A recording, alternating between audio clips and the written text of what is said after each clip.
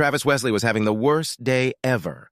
After all, it's not every day that your beautiful wife of 23 years announces that she's going to date other men. Starting tonight. Travis sat silently at the kitchen table with his hand around a glass of monkey shoulder scotch. He hadn't taken a sip of the amber liquid in 10 minutes. Just sat there staring straight ahead, unable to see, unable to hear, but definitely feeling inside himself the damn pain. Travis knew there wasn't enough Alka-Seltzer in the world to make the pain in his stomach disappear. He'd heard stories of other men's wives telling them they were going to date other men, but he'd always assumed it was nothing more than an urban legend. How could a woman assume that her loving husband would allow her to date other men? He knew what the word cuckold meant, but he just couldn't believe that a woman could be so callous to her own husband, so blatantly selfish in her desires. Until 45 minutes ago. Of course, it was Monday, but it had been a good day at the firm where Travis worked, and he'd even walked out the door a few minutes after 5 p.m., whistling a cheery tune. Entering the house, he was still feeling rather chipper when he found his wife sitting at the kitchen table sipping a glass of red wine with a glass and bottle of his favorite whiskey in front of his usual place. He dropped his briefcase and poured himself 3 fingers of the liquid, then sat down in a chair. "What's the mystery, Lauren?" Travis asked, noticing the crooked half-smile on his wife's face. His wife looked him straight in the eye and smirked. What he read in her eyes was not good. He fidgeted nervously in his chair. "Do you think I've been a good wife and mother all these years, Trav?" she asked, quite calmly. Travis furrowed his brow. His wife knew he was a quiet, thoughtful man and could practically see the wheels turning in his head before he answered. "Yeah, I think so. And what, and do you think I should get some kind of reward for it?" she asked in the same expressionless tone. A few more seconds passed while Travis carefully considered the question again. "A reward for fulfilling the duties of a good wife and mother? Should I be rewarded for fulfilling the duties of a good husband and father?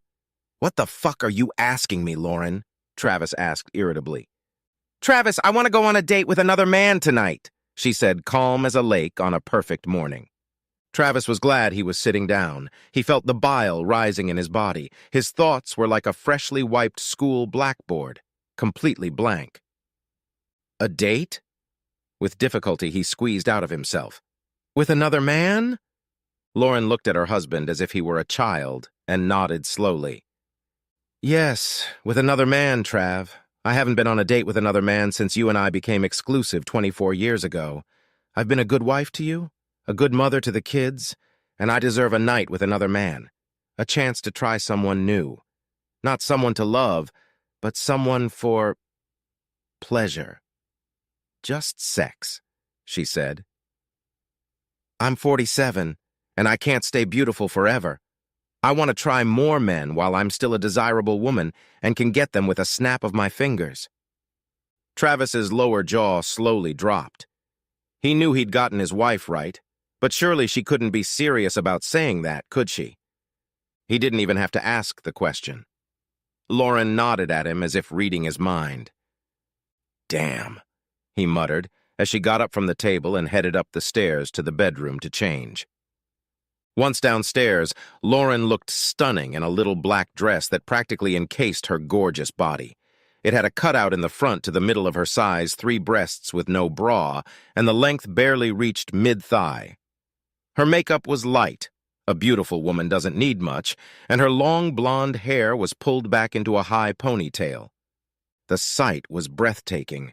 Lauren could see that at that moment her husband belonged to her completely. Then, "I'm not going to let this happen, Lauren," Travis said, getting up from the table. "I don't know what you're thinking or doing, but you won't do it while you're still my wife." Lauren's beaming smile turned into an ugly grin. "You're not going to ruin this evening for me, Trav. You can talk tough, but you know you won't divorce me because of it. Where are you going to find a woman like me if you let me walk out on you? Nowhere, and you know it. And the kids are going to be mad at you for ruining our family. Face it, Travis. Let me have a few years of fun, and then it'll just be you and me again, and we'll grow old together. You know you love me. You don't want to be alone for the rest of your life while I have men to choose from." A car horn sounded. Lauren grabbed a small bag and walked over to Travis, trying to kiss him goodbye. Her husband flinched as if from a mild shock and pulled away. Lauren looked surprised and hurt for a moment, then her expression changed to anger. "I'll be back home. I don't know when," she said as she walked away. He watched in horror as she walked out the door. Was his 23-year marriage really over? Looks like it, he thought. Lauren didn't even look back at him as she walked out the door. It's a sad but true fact that people who are good-looking have an advantage in life over their more ordinary peers. They make friends more easily. They get more attention. Teachers are more inclined to give them better grades. In Lauren's case, it worked out that way, and it only got worse when she turned 13 and her breasts were fully developed. She quickly learned that if she clapped her eyes and smiled, she could get just about any boy she wanted. And for those boys who played the underdog, she would just stick out her breasts a little, and the deal was done. Like virtually every boy she came in contact with, Travis had fallen under Lauren's spell almost from the first time he met her. His family had moved to town the summer just before he went into 8th grade. He met Lauren on his first day of school and was quickly charmed. Travis was a pretty good athlete and was popular with the other female students. Eventually, he worked up the courage to ask Lauren out on a middle school-style date, and she accepted. They became a couple and lasted until the first few weeks of their freshman year of high school at the local high school, when Lauren dumped the young man in favor of Landon Estes, Jr., who was a starting player on the school's soccer team. Travis at the time was 5'3" and 50 pounds, while Estes was 5'8" and 86 pounds. Although his feelings were hurt, Travis accepted his fate. He realized that Lauren was out of his league in terms of looks. What's more, most of the boys at school were out of Lauren's league when it came to looks. By virtue of dating a soccer player, Lauren hung out with the popular guys at school. Travis was one of the faceless minions roaming the hallways. He dated and was friends with a select few female students, and he never hung out with Lauren Soames again during his high school years. He noted that the few times she had come face-to-face with him, she had acted as if he was a complete stranger. The first time it happened, he'd gotten angry, but afterward he'd learned to accept it. By his senior year, Travis had grown 23 centimeters and put on 18 pounds. He was a handsome and athletically built young man, but he was a long way from Lauren. Of course, not many people were like that. At the prom, he came with his attractive but not spectacular girlfriend. That night, they gave each other their virginity. Lauren was the prom queen and her date was the prom king. They had sex after prom, too, but she was far from a virgin before the event. Sometimes manipulated by her, sometimes manipulated by her. Sex was always on the menu for any guy lucky enough to date Lauren. After high school, Travis enrolled at Michigan State University to study accounting. He dated a few girls during his 4 years of college, but he never had any serious romances. Lauren attended Central Michigan University as a marketing major. During her college years, she dated and slept with many men, including a marketing professor when she needed to turn a B into an A. After years of being an object of lust, Lauren had become very good at the game. By pure coincidence, they both landed jobs in Grand Rapids after college graduation. About a year after graduation, Travis and a few of his co-workers were enjoying a Friday night at a popular bar restaurant when Lauren and 2 women walked in. All heads immediately turned to look at the spectacular woman in a short green dress with a deep neckline. Lauren barely paid any attention to it because it was expected at that point and she was used to it. "Damn, who is this goddess?" wheezed Steve White to the entire table of co-workers. Before he had time to consider his words, Travis reflexively responded. "This, ladies and gentlemen, is Lauren Soames, goddess and girlfriend of yours truly in 8th grade. All heads at the table turned from the woman to Travis, many of them with their mouths open. "You've met her?" one of them asked incredulously. Travis grumbled unhappily. He hated attention, any kind of attention. "I was about 14. We were barely into senior year of high school, and she ignored me all 4 years like I was the invisible man," he said quietly.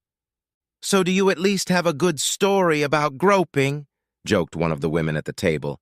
"Hell, I'd grope him in a heartbeat, and I'm sure I'm just more straightforward than anyone else at this table, at least." The whole team broke out into cheerful laughter. This caused Lauren and her friends to glance over at each other. For a moment, she thought she recognized one of the men at the table, but she wasn't sure. The trio sat down at a neighboring table with Lauren sitting facing the table of the man she thought she knew. "Dude, aren't you going to go over and say hello to that walking wet dream?" White inquired. "Jesus, Steve, you're drooling. Very unimpressive," said the first interviewee, Casey Gardello. "She spent 4 years pretending she didn't know me." "I don't see why she would remember me now," Travis said. Several heads nodded in agreement. Lauren continued to study the man, enjoying her food, then snapped her fingers and pointed at the man. "Not nice, Lauren," one of her friends said. "If you point at someone in a restaurant, you might hurt yourself in some places." She completely ignored her friend's remark. "I'll be right back," she announced. "I need to say hello to an old friend." Lauren practically jumped up from her chair and walked over to the table where Travis was sitting. "Trav? Hi, it's so good to see you," Lauren exclaimed, walking over to him. Travis rolled his eyes at his friends and then turned to face his former classmate with a fake happy expression on his face.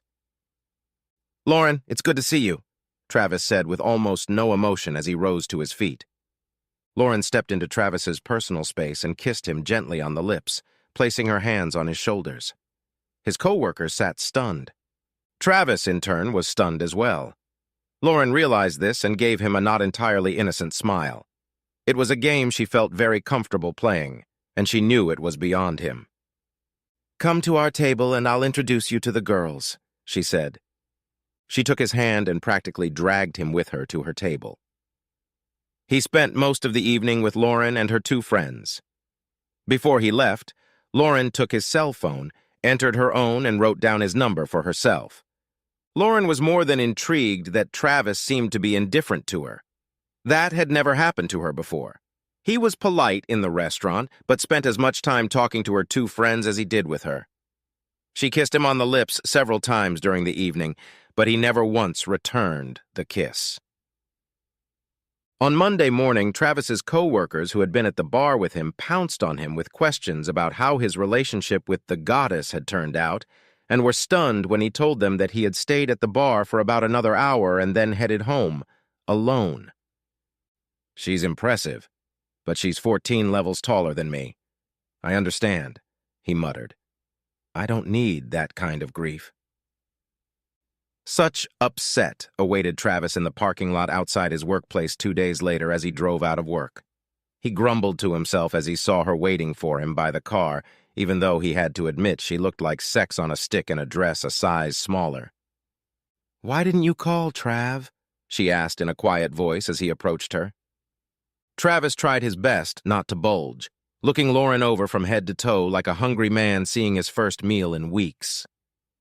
Her low-cut top was unbuttoned to the bottom of her cleavage, and the hemline ended only about 5 centimeters below the sweet spot. "Oh, shit," he muttered to himself as she reached up to wrap her arms around his neck and plant a kiss on his lips.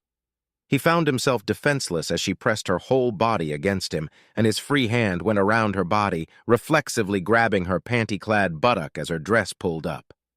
Her wet tongue slipped into his mouth like a snake and attacked him, and he dropped his briefcase and grabbed her other buttock, and the kiss lingered indefinitely. After what seemed like minutes, the couple broke off the kiss and Lauren pulled her dress back down to cover her panties. Several of his co-workers, who had stopped in shock, quickly got into their cars and drove away. They drove to a restaurant away from the center of town and enjoyed their meal, although Lauren spent most of the lunch pulling the bottom of her dress down. Both Travis and the young waitress seemed to enjoy this struggle of hers. Travis regarded Lauren warily, but he was only a man, and when a half-dressed goddess turns on her charm, he was toast, and the best he could hope for was to do well in bed tonight. "Oh, God," Travis whispered to himself as he looked at a naked Lauren for the first time. This woman was the goddess Travis had always imagined her to be. If this was going to be his only opportunity to go all out, he had to make sure he didn't miss a pitch because lust overpowered his senses. "Ah, ah, ah, ah, ah, ah," screamed Lauren for the 4th or 5th time tonight. Once satiated, they lay face to face and looked into each other's eyes. Lauren smiled lecherously. "Apparently I screwed up big time a few years ago," she whispered. "You have amazing powers. Who knew? If I had known, we lost a few years, Trav.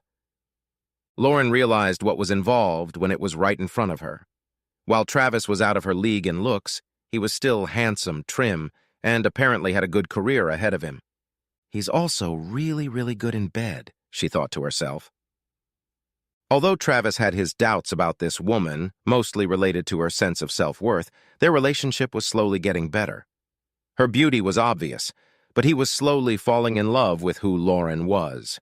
He bought an engagement ring, but before he proposed, they sat down and discussed their thoughts on fidelity. She'd impressed him so far, but Travis wanted to make sure there was nothing left unsaid between them. "Obviously, I don't know much about your past. I'm not going to ask about numbers or names," Travis said as they sat down at the table for a serious conversation. "What was in the past will remain in the past. The same goes for me. But I need to know about the future. From now on, I want us to be exclusive, completely. No ifs, ands, or buts. If you don't believe you can do it for us, I need to know now. If, however, you can do it, well..." He placed a small black box on the table between them. Lauren looked directly into Travis's eyes, then back at the box. "I will never cheat on my husband! Never!" Travis opened the box. "I will never cheat on my husband. Never!" Travis remembered those words. Apparently his wife didn't consider it cheating, since she had warned him beforehand. He knew it wasn't.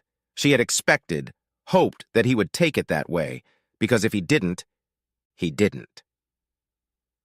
Travis knew that Lauren had had plenty of opportunities to cheat over the years, and as far as he could tell, she'd rejected all of those opportunities like a good wife should. She was a 10, hell, a 12-point, and he considered himself a 6 at best. That left a lot of room for someone closer to her physical level to sneak in and make themselves known. Assuming she hadn't had an affair he didn't know about, she'd lived 23 years as a real wife. Travis knew he should be grateful for those years, but he wasn't. Saying love meant he wanted it to be forever, not a measly 23 years. Truth be told, not a week went by that Lauren didn't get propositions from someone, not just men. She knew she wasn't just beautiful. She was ravishing, a rare goddess among simply beautiful women. When God created his wife, he had an exceptional day, Travis always said. At first, Lauren told Travis this every time she was molested, trying to be completely transparent. After a few years, however, Travis said he trusted her enough that she didn't need to lay it all out for him. The only time he would want to know that she was being hit on was if the hitter didn't take her first rejection. Then he would take the necessary steps to blow the offender off. Travis, on the other hand, was rarely hit on by women. Part of the reason was that he used his wedding ring almost as a shield.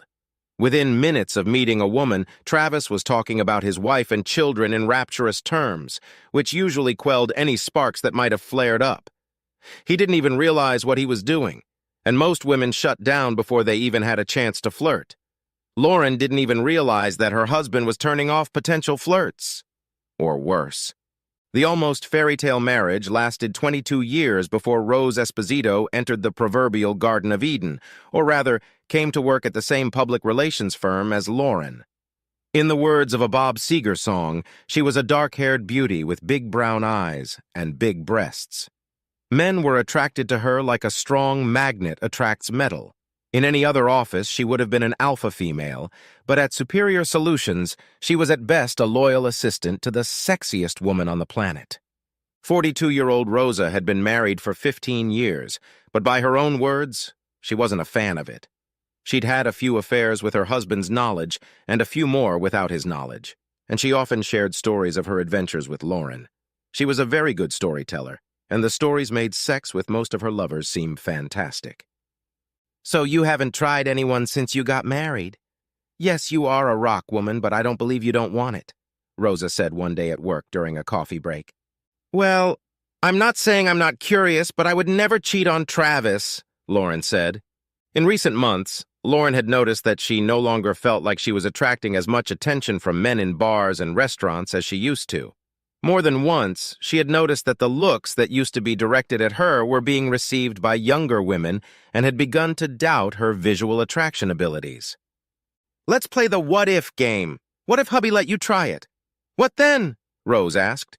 It was clear by the look on Lauren's face that she had never thought of this scenario before. The wheels in her head were spinning frantically. "I guess if I had permission, then it would be a different story," Lauren admitted with a mischievous grin. "Have you ever thought about asking permission?" Rose asked. "You know that anything worth having is worth asking for." Lauren had never thought about it before. Her face brightened, then dimmed. "He'll never give me permission. Never," Lauren said. "Do I have to do everything for you?" Rose asked. "The unspoken authorization. Tell him, and then take what you want no matter what he says. Tell him that he loves you enough to let you do it, that you can get through this because it has nothing to do with love, that you only love him." Travis was awakened by the sound of a car pulling up to the house. Glancing at the clock, he realized it was a little after 3 in the morning. A glance at the bottle of Woodford Reserve showed that he'd finished about half of it. "Great night, huh?" he sneered at Lauren as she walked through the front door. Travis scrutinized the cliché his wife had become. Her hair was combed but disheveled. Her makeup was missing. Her clothes looked rumpled. She didn't look remorseful, but smug. "Could have said the same to you," she hissed. "You didn't have to wait, you know. I'm going to bed." "Are you?" "Maybe, but never again in this life with you," he snapped back. Lauren gave him a look of disgust and headed up the stairs. Travis poured 3 more fingers of bourbon into his glass and went back to watching ESPN, Entertainment and Sports Network. Travis spent the night in his folding chair, half sitting, half lying down, with a rumbling stomach. Around 9, he finally got up from his chair and made himself breakfast. While eating, he heard the shower in the master bath turn on. "Slut Chilla's up," he thought to himself. Under normal circumstances, Travis would have expected his wife to come downstairs in a robe and with her hair wrapped in a towel. This morning she hadn't come downstairs for about an hour, and when she did, her hair was dried. She was dressed and wearing makeup, looking as flawless as ever. He wouldn't expect anything less. "Did you happen to leave me anything to eat?" she asked. "I brewed a big pot of coffee, but you make your own food, and since you're dressed for home, I think now would be a good time to talk," he said flatly. Lauren was surprised at how unemotional Travis seemed. She had expected him to just froth at the mouth and be irrational, which meant he would be easier to manipulate. A rational Travis would make the conversation much harder, she reasoned to herself. "Don't you want to know about last night?" she said quietly. Travis caught the note of superiority in her tone. Did she really believe that he wanted to know how he had been made a cuckold? "Hardly. I want to know how you see our marriage going forward," Travis said, his voice no louder than hers. "As I said yesterday, I intend to try a few other men over the next few years. Just sex, no love. I only love you, but I want to try a few more men while I still have the looks and body. I have given everything to you for 23 years, and I have never had a thought of cheating. I want the thrill of something unfamiliar. You're great in bed, but I want variety. You know, get some different experience for a while, and then you and I will ride off into the sunset together. And I'll be grateful for the experience, and spoil you exclusively for the rest of our lives," Lauren said. Travis listened intently as Lauren spoke while simultaneously making jam toast for his coffee. He thought the way she was spreading the toast while talking about the most important thing in his life was rather nonchalant. He had so many questions. Was this all about wanting variety? "I'm not enough for you?" he asked squeakily. She started to answer, but he interrupted her. "So you want to live in an open marriage for a few years and then go back to monogamy sometime in the future? Does that mean I can date others too?" Lauren tried unsuccessfully to suppress a giggle. The very thought of her sweet, quiet husband asking out another woman was ludicrous. Travis's attitude toward marriage was the most serious of any man she'd ever met. However, if that was what it took to get him to consent. "In principle, yes," she replied.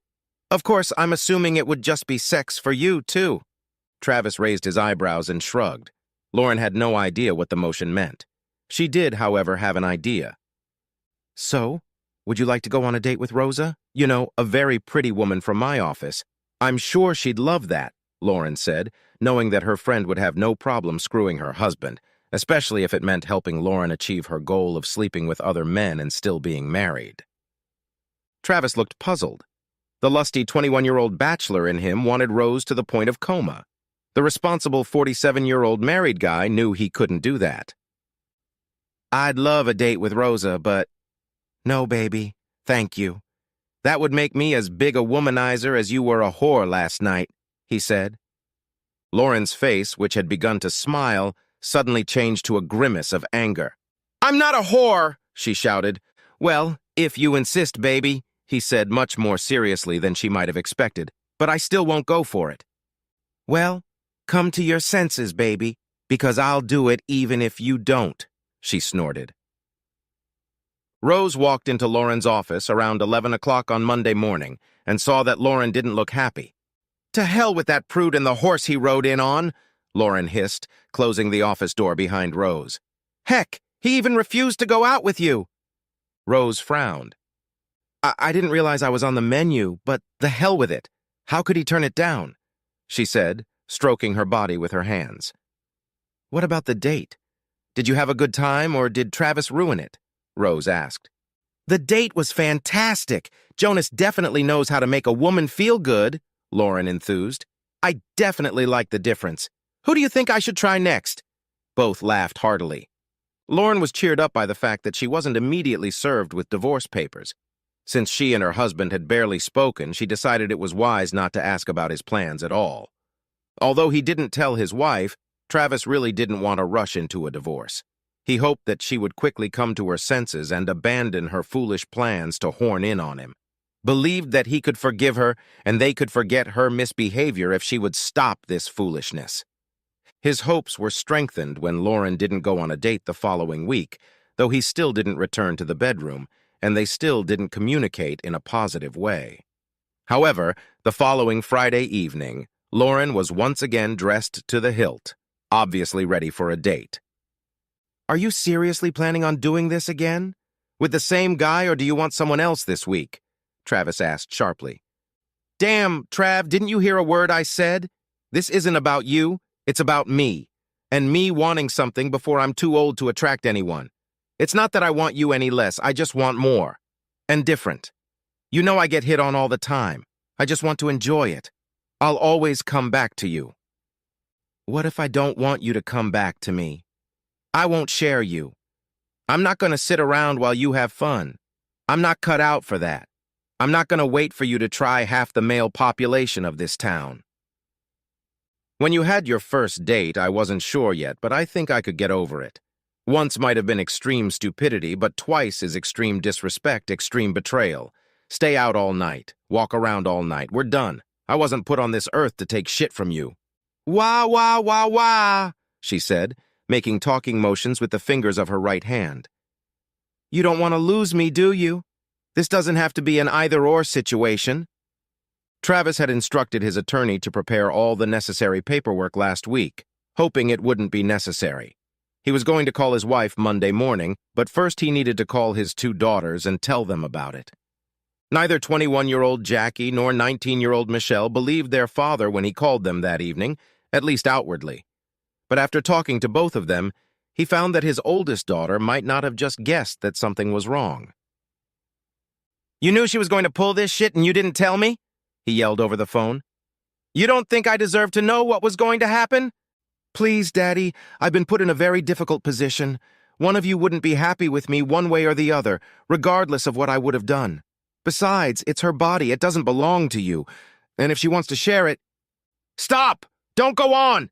Travis yelled. "I realize that she put you between us, but don't tell me that she can do whatever she wants, whenever she wants, because that body is hers. Us. We did. Vows. The vows override the talk about her body thing." "Yeah," she muttered briefly, then fell silent. "Damn, baby. I'm sorry, Daddy," she whispered. When Lauren walked through the door at 2 in the morning, Travis was nowhere to be seen. Even though she had arrived an hour earlier than she had from her previous date, she looked a little more frazzled. Gabriel Esposito was a large, strong man of great physical strength, perhaps the strongest Lauren had ever encountered in bed. She knew that by tomorrow she would probably have a couple bruises from his grip. All in all, though, It had been a great night, she thought. She would be able to enjoy Gabriel another time. Lauren was shocked and embarrassed when she was handed her divorce papers at the office Monday morning. She burst into tears and ran to the ladies' room. A few minutes later, hearing the commotion, Rosa appeared. "You should have known he would at least hand you the papers," Rosa said. "You hurt him badly, baby. This is his way of hurting you back. An eye for an eye. Men are such children. He's trying to force you to force things. He's not going to give up a 23-year marriage and half his stuff. Give him a week alone and he'll come crawling back." Straightening up, Lauren returned to her desk, picked up her phone, and immediately dialed her husband's number. "How could you do this to me? In the office, in front of everyone. I know you're hurting, but I deserve better than this, Trav," she practically screamed into the phone. "After 23 years, don't I deserve something better than you unilaterally deciding to open our marriage? If I'm not right for you, couldn't you have just given me advance notice, and we could have parted ways like civilized people?" Travis said. "I don't want to be civilized. I don't want a divorce. I still love you. You still love me," she wailed. "I still love you, but every time you sleep with someone else, that love diminishes," he growled. "My love is not a bottomless well. Like you, I always thought it was. Who knows? Maybe we were both wrong." Lauren fought the divorce. Her attorney had requested and received marriage counseling, even though Travis was adamantly opposed. Lauren smiled, and Travis frowned as they were led into the inner sanctum of the counselor's sanctuary and caught Lillian Camacho in one of the chairs at the counselor's desk. The data on marriage counselors showed that most felt as if their job was to reconcile divorcing couples, and female counselors seemed to lean in favor of women. The couple took 2 of the 3 available seats at the table. The counselor coughed to let them know she was starting. "I've read both of your cases and seen both of your statements," Miss Camacho began. "Let's start with the simplest one. Mrs. Wesley, did you really tell your husband that you were going to be seeing other men for several years?" Travis tried his best not to let the counselor see his smirk. Lauren, on the other hand, was trying hard not to let the counselor see how shocked she was. She thought about lying, but then realized she didn't have a ready-made cover story for that lie. Yes, I told him that," she replied quietly. "It's something I don't need, for him to do for me. It won't affect our marriage." Well, I guess we'll call it a day," the counselor said. "I'm sorry to have wasted your time, Mrs. Wesley. I'll talk to the judge and put an end to this farce." But, Lauren started stuttering. "Darling, if you thought for 1 minute that what you did to your husband would work on me, you're out of your mind. You should be ashamed of yourself, but obviously you have no shame whatsoever. Frankly, you disgust me," Miss Camacho said. Over the next month, Lauren called and texted Travis several times a day as he rented a small apartment near his home. He didn't answer the calls or texts. That's when she enlisted the help of their daughters, who called several times. "Dad, you know you still love her. If she stopped seeing other men, would you give her another chance?"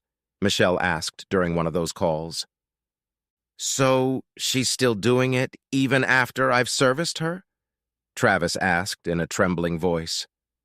All he got in response was silence. That was all the answer he needed. Michelle didn't call again or ask him to try again. Travis was surprised at how quickly word of his impending divorce spread, especially among single women. Several women at his work had expressed their condolences about his marital problems, as had several women who had been friends of both him and his wife. He was smart enough to realize that not all of their condolences were altruistic. Connie Mayong, a longtime friend of his wife's, called to express her regret for what was going on in Travis's life. She almost directly offered him a shoulder to cry on and herself for comfort. Travis was shocked that his wife's close friend was hitting on him so openly. In all the years they'd known each other, the divorced woman had never once cast even an oblique glance at him. "I would never have pursued a friend's husband. It's just wrong," she told him. "But now that you're a free man, the rules are different. I'm letting you know that I'm interested in you." Shocked, flattered. "But I'm not a free man yet, Connie, and I won't date until the divorce is final. I know it's stupid, but I won't cheat," Travis said. You're such a Boy Scout, Trav. That's one of the things I like about you. I always have. Can you at least set me up on a date when you're free? Connie asked. Sure, said Travis, but I don't want to get between you and Lauren. You've been friends for years. I appreciate your sensitivity, but just because she's dumb doesn't mean I have to miss out on a good man. I wouldn't even consider it if you were just some strange guy and we just met, Connie said. Maybe I'll call you when I take the leash off, Travis joked. Connie was a 6'5" Asian beauty with a trained body and waist-length black hair, which was one of her main assets in Travis's eyes. He admitted to himself that he was more than surprised that the woman had shown interest in him. Travis proved true to his word and called Connie the day his divorce became official. Saturday night, they went out to a restaurant and then to a local jazz club. Connie noticed that Travis was feeling awkward and commented. I feel like an inexperienced 15-year-old, he replied. I haven't been on a date with another woman in over 26 years. Don't tell me the condom in your wallet is the same one you had on your last date before Lauren, she joked. Was I supposed to have a condom? Damn, I didn't even think of that. I'm such a nerd, Travis replied. At the end of the evening, Connie kissed Travis gently on the lips. They both felt good after the date, and he promised to call again. Travis hadn't given much thought to taking off his wedding ring on the day of his final divorce, but apparently it was a big deal for unmarried women. Noticing the emptiness on his ring finger, several female co-workers noticed and commented on it, and suddenly the level of flirting in his office increased markedly. This was new to him, and one day at lunch he told his best friend in the office about it. There are so many beautiful women in this office. How did I never notice that before? Travis asked. You, my friend, were just a bastardized jerk, said Robert Ardito. You were so much in love with this woman that you didn't even look at other women as sexual beings. I mean, she's a beautiful woman, no doubt, but you let her put your balls in her purse, and that may have been part of the problem. She's constantly being scrutinized. She has value. And you were so emasculated. You gave off such a vibe that no woman would ever look at you. In the first month after the divorce, Travis went on 4 dates, 2 of them with Connie. He hadn't yet managed to sleep with any of the 3 women he'd dated, but that wasn't his goal. In the second month, he was equally in demand and slept with 2 women. Travis's daughters, who had spent the last few months talking to their mother more than their father, heard her constant assertions that while she could practically get any man with just a snap of her fingers, their father was an average man in his early 40s who had trouble even finding a date, let alone a steady girlfriend. They started feeling sorry for their father, and one Saturday morning, about 2 months after the divorce, they went to his apartment together unannounced. Travis was not happy about being woken up at 8:36, especially since he had entertained his companion late the night before. Sonia, a lushly busty 25-year-old, was the daughter of a friend of his who needed a reliable beau for her wedding reception. The evening had gone so well that the couple had decided to end it at Travis's apartment. At that moment, she was asleep in his bed when he opened the door in his robe. What?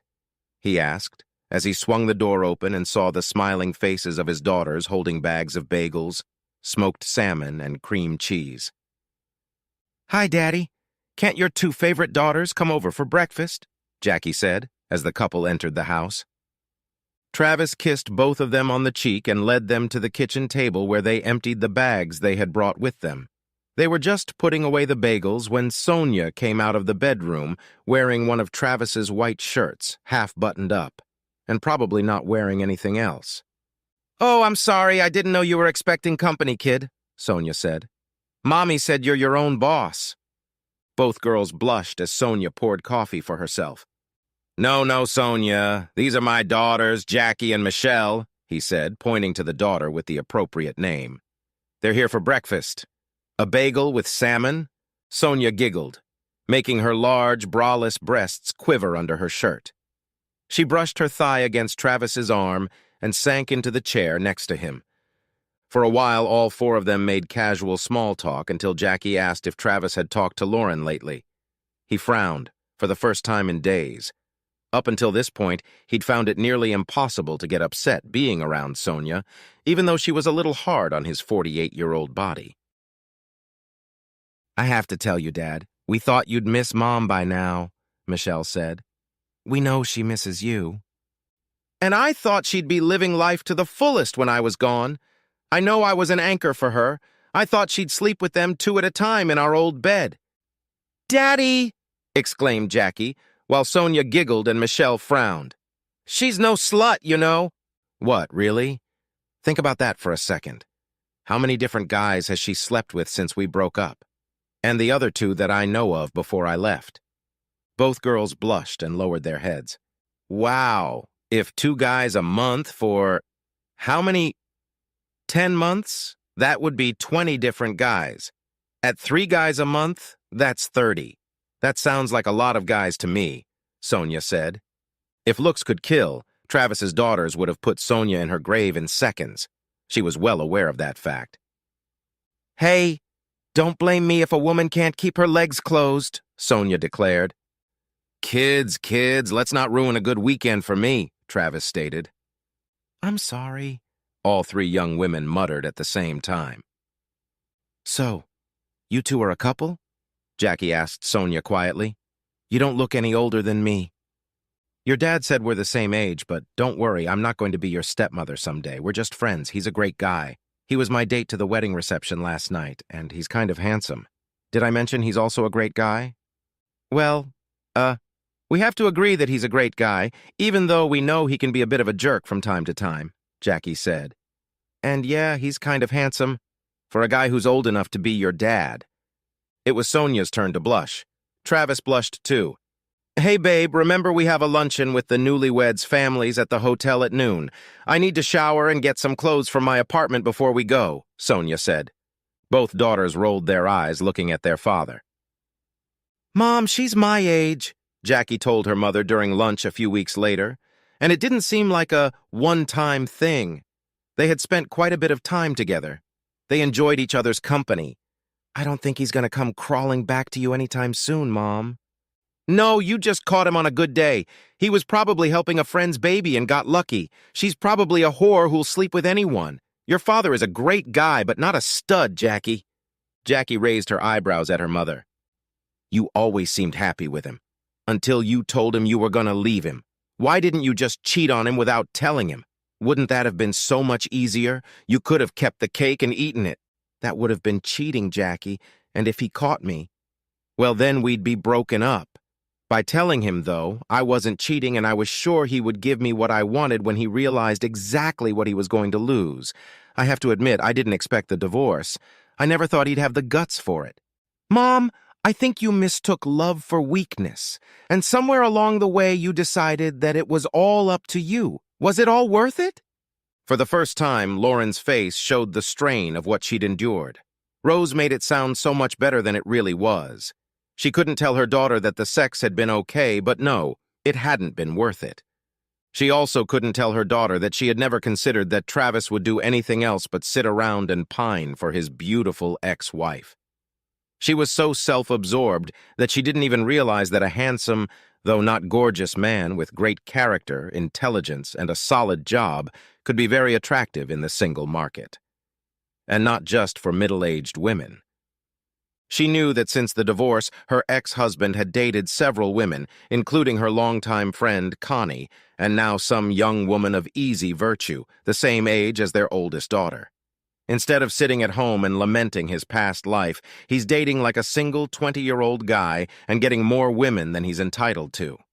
She hadn't said anything to Connie when she found out that her friend had gone out with her ex the first time, assuming it was some sort of pity date. But the second date had been completely unnecessary, and she had informed Connie in private in a rather loud tone. "I thought we were friends, Con," Lauren declared. "You're supposed to be on my side. We girls are supposed to have each other's backs. But he hasn't done anything bad to you, Lauren. And he's a good guy, a great guy. He's everything I want in a man.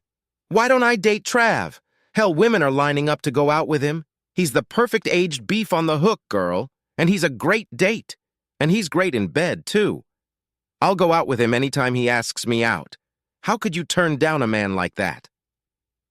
Lauren stared at her friend in silence with her mouth open. She was just beginning to realize that her mistake was growing like yeast. She loves Travis and hates coming home to an empty house at the end of the day. She hates sleeping alone at night. Travis, of course, had no idea that his life would become so exciting. He would have been quite happy if his former boring life had stayed the way it was, but other than that, he was fine with it. His job is good, his social life is top-notch. He enjoys socializing with several women of varying ages, and most of his dates end up in bed. He's certainly not looking for a long-term partner at the moment, but he's probably enjoyed a smorgasbord of what he thought were good girls. There is more to life than just being married to a beautiful woman. Marla Goodling's shoulder-length silver hair had several streaks of purple gathered into a ponytail coming out of a hole in the back of her Chicago Cubs baseball cap. Her blue Cubs jersey was perhaps a size tight on her lush breasts, and her light blue Levi's were as tight as most of the 20-somethings in the stands, even though she was 60 years old. In the left grandstand of Wrigley Field in the stadium, she was garnering more than enough stares. One of those gazing at her appraisingly was the man she was with, Travis Wesley, the ex-husband of one of her longtime employees, Lauren Wesley. She and Travis had been to a Cubs game as part of a weekend trip to Chicago. Marla had worked with Lauren Wesley for over 15 years. She met Travis at several corporate events where he accompanied his then-wife and always thought he was a good-looking and nice guy. She knew that he and Lauren had divorced about 2 years ago. Marla had already been a widow for about 5 years. Her longtime husband had died in a car accident. She had only been on one date during that time, after which she had decided to get Travis's phone number. Yes, Travis remembered her. He figured it was hard to forget a woman who seemed to radiate both style and beauty. Would he like to go out to dinner with her? Absolutely, he replied. It was a few months before the present moment. The first date was at an expensive restaurant, followed by a concert at the Philharmonic, with Marla providing the tickets. The evening ended with them kissing at the front door of her house. The second date was a Saturday hike on the trail, and the woman giggled several times when a clearly tired Travis had to take short breaks during the day. Apparently, she and her late husband had been avid climbers and hikers, and although Travis thought he was in pretty good shape, as it turned out, he was wrong. He also learned that Marla had a trim body for an older woman and mesmerizing gray eyes. The date ended with Marla and Travis making tender love on the rug in the living room of her home after they had a heated kissing session on the couch. She intrigued him with the combination of wealthy class and the freshness of the girl next door. Marla happily agreed when Travis suggested she spend a weekend sightseeing in Chicago as part of their third date. On their first date, Marla told Travis that she had no intention of telling Lauren that they were dating. If asked, she wouldn't have denied it, but she wasn't going to advertise the fact. Marla also told Travis that Lauren had told her co-workers that she and Travis were divorcing because of irreconcilable differences. Travis told Marla the same story he had told everyone else. Lauren had cheated on him with at least 2 different men. He didn't elaborate any further. In the 2 years since his divorce, Travis had formed several strong relationships and enjoyed what he thought was an amazing sex life. All of his female partners had a good opinion of him, and several of them hoped to be considered when Travis decided to trust women again and get married. Lauren, on the other hand, was working in a different direction. As she told her then-husband before their first date, she was simply looking for sexual gratification, while she still had the looks to attract almost any man. She wasn't looking for an emotional relationship, as most of her partners were. This basic difference between the 2 former partners would become a problem for Jackie. She and her mother were immersed in preparations for the upcoming wedding, which her father was happily paying for, when Lauren told her daughter that she thought both parents should attend the wedding unaccompanied, so there would be less tension. Jackie quickly agreed with this thought and relayed it to her father later that week as they chatted over lunch. "Did that brilliant idea come from you or your mother?" Travis asked sternly. "I plan to bring a lady along. I'm paying for this party, and I'm going to have a lot of fun with whoever I bring. Hell, I've been taking dancing lessons for about a year now, ever since you announced your engagement." "You've been taking dance lessons? Seriously? Just for my wedding? That's so sweet, but..." No buts, Jackie. She apparently doesn't have anyone she considers close enough to invite, so she's trying to pressure me. Once again, she's being a selfish bitch and trying to manipulate the situation in her favor. Sorry, babe, but I'm not showing up without a date to my own daughter's wedding. If you don't have the guts to tell her that, I certainly will. She can go alone or bring a date, that's up to her. I'm bringing a date, Travis said. I got it, Daddy, I'll tell her. You've got the right idea. And I really want to see you dance. But, you couldn't bring someone older than me anyway. I can do that, baby. But you really should see Sonia and me dance. Travis smiled broadly and got a wide grin in return. Travis took Connie Mayong with him to the wedding. In Travis's opinion, she looks gorgeous in the sea green dress she bought and he paid for. They had a fight over him buying that dress. Travis explained to the woman that since he is the father of the bride and should be in a tuxedo, she needed a new dress, which he would be happy to buy. And yes, I realize it needs shoes to go with it as well, he told her with a wide smile on his face. Leading his oldest daughter down the aisle was one of the greatest and worst things to happen in Travis's life. All the other fathers who had told Travis it would happen had hit the mark, he noted to himself. Still, it was a great day, he had to admit. He, Connie, and his kids had had fun and danced until late into the night.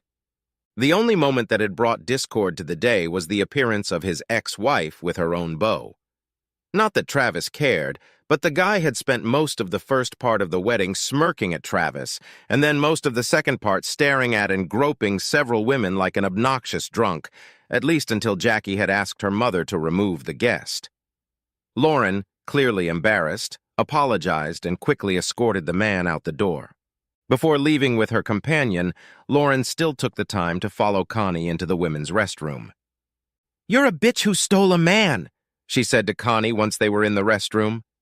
"I'm sorry, but I've never stolen a man from anyone," Connie replied. "He divorced you before we even started dating. You have no one to blame for that divorce but yourself. You threw away a great man for cheap sex." Lauren's face turned crimson. Her eyes, which at first had been staring intently at the other woman, suddenly faded. She lowered her head and stood motionless as Connie walked out the door. Connie never said a word to Travis or the family because she didn't want to ruin this special day. A few months after the wedding, Michelle arrived at her father's house and looked restless. Travis watched her for a while before asking a question. "Okay, Mitch, what's going on? You've been kind of jumpy all evening." Michelle blushed thickly and began to stutter. Travis realized something was very wrong. Dad, every now and then Mom talks about getting back together with you. About how she'll win you over when she stops having sex with other guys. You two, haven't had sex or anything, have you?" she asked. "My sex life is none of your business, young lady," Travis snapped back. "But no, I haven't. Slept with your mother. Why? Well, the thing is, she has an STD, Dad. I heard the end of her conversation with her friend Rosa, and she said she had syphilis," Michelle said quietly, not looking her father in the eye. Travis looked surprised and then sad as Michelle watched him out of the corner of her eye. "I assume you're telling me this because you're worried about me," Travis said. "But it's standard state policy to inform all possible recipients of said disease that they need to be tested." "I didn't know that. Just worried about you, Dad," she said. "I know Mom is still sleeping around. Several of my friends have warned me that she's pretty slutty. It's always awkward when a friend tells you your mom is a slut." A few days later, Travis received a nasty phone call from Marla. He immediately realized that she had the same concerns as Michelle, although she obviously had her own health concerns as well. "If you're wondering if I slept with my ex, the answer is not just no, but hell no," Travis said. "Believe me, Marla, I understand your concern, but there's nothing I can do about the fact that my ex is a scandal." "Scandal is the nicest thing I've heard about her lately," Marla said. "In recent months, her activities outside the house have been the subject of gossip on the sidelines. It seems the longer she's been single, the more she loses her guard." Lauren used her STD as a starting point in her plan to get Travis back. She was satisfied that she had gone through enough men to last the rest of her life, and 6 months after the doctor said she was cured, she set in motion her plan to get Travis back. She was still slightly resentful of Travis for divorcing her the first time, which was not part of her original plan. She figured her then-husband would never dare to divorce a woman who looked like her, knowing that the odds of him being able to find another in her class were slim. The plan might have worked if Travis hadn't started being pursued by other women. Lauren had no doubt that she was a catch. She didn't realize that Travis could feel the same attraction to other women. "I know he's a great guy, but can't these women see that he's nowhere near my level of sexuality?" she once told Rosa as the two women sipped margaritas at the bar while waiting for their dates for the evening. It was Rosa who had pushed her friend toward her current lifestyle. She knew that Travis was handsome enough, but had greatly underestimated the depth of his personality, also because he was always subservient to his wife. She expected Travis to just sit around and mope while his wife had fun with other men. Who knew Travis had so much game? Lauren and Rosa had been keeping tabs on Travis ever since Lauren had given him the ultimatum, and truth be told, it appeared that his sex life since the official divorce had been almost as full as Lauren's. If Lauren had been more honest with herself, she might have recognized that her ex-husband's sex life seemed to have gotten a lot better emotionally. Travis was going on dates and seemed to be genuinely having fun with his partners. Lauren slept with her own, though not with any of them after contracting an STD. She noted that it had been a doozy for a long time. Maybe it was time for her and Travis to reconnect, Lauren concluded. Travis was more than surprised by the voice on the other end of the line. He hadn't spoken to his ex-wife in almost 2 years. One of his daughters must have given her his new cell phone number. He hadn't forbidden them to do so, but he said he didn't think it was appropriate to ever speak to her directly again. "Hi, Trev," she purred in her most pleasant tone. "I think it's time we had a talk." "And I thought we shouldn't talk until Michelle was married. But since that's not yet the case now, maybe we can go back to silence," Travis said. Still the same Travis, still trying to deny that you love me, but you know you do. You know you want me back. "Same old Lauren," he replied. "You still think everything revolves around you." "Look, Trav, I know you're still mad at me, but I do love you.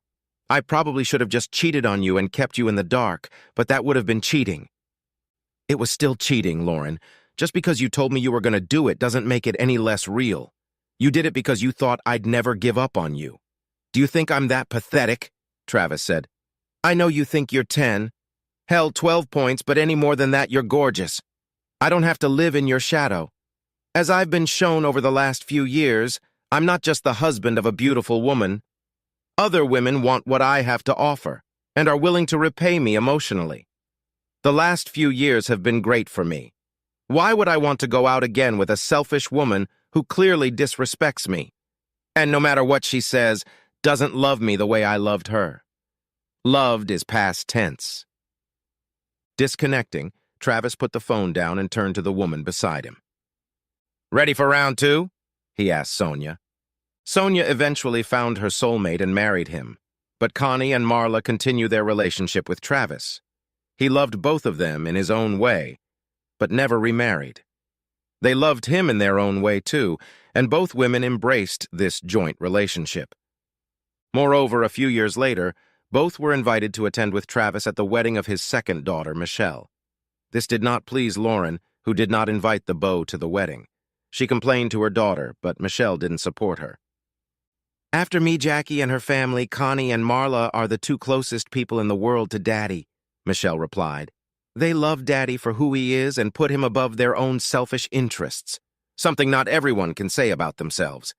He was yours, and you left him for extra sex. Why?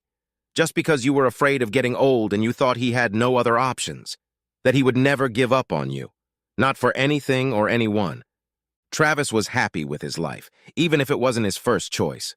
He had gotten out of a situation he thought was unacceptable.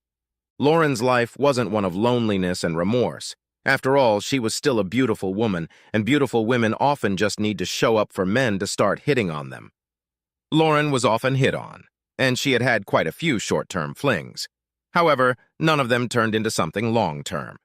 In retrospect, Lauren had to admit that she regretted telling her then-husband that she was going to leave him, only because she still couldn't get over the fact that Travis had given up on her so easily. How could she have miscalculated so badly, she often wondered to herself. She was 12 points out of 10 while he was only 6. It wasn't supposed to end this way.